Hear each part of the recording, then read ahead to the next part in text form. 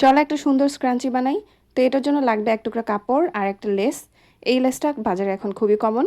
তো এই লেসটাকে আমি এটার সাথে একটা পাশে স্টিচ করে নিব, আর এভাবে কাপড়টাকে ফোল্ড করে নিয়ে দুই ধার স্টিচ করে নিব। আমি পুরো প্রসেসটাতে সিউইং মেশিন ইউজ করেছি, বাট তোমরা এটা হাতেও স্টিচ করতে পারবা। তারপর কাপড়টাকে সোজা করে নিতে হবে, আর এরপর একটা ছোট রাবারের টুকরাকে আমি সেফটি পিনের সাহায্যে এটার মাঝখান থেকে এক পাশ থেকে আরেক পাশে বের করে নিব। আর এই কাজটা করার জন্য এই ধরনের এরকম মজবুত সেফটি পিন ইউজ করাই ভালো হবে। এরপর রাবারের দুই মাথাতে একটা শক্ত করে গিঁট দিয়ে দিতে হবে।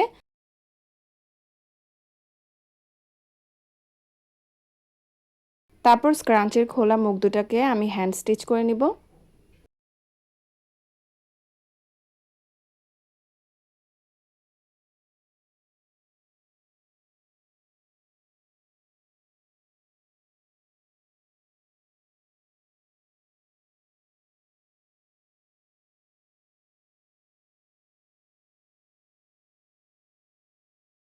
সবশেষে সুতোয় ভালো করে গিঁট দিয়ে দিলেই স্ক্রাঞ্চি বানানো ডান।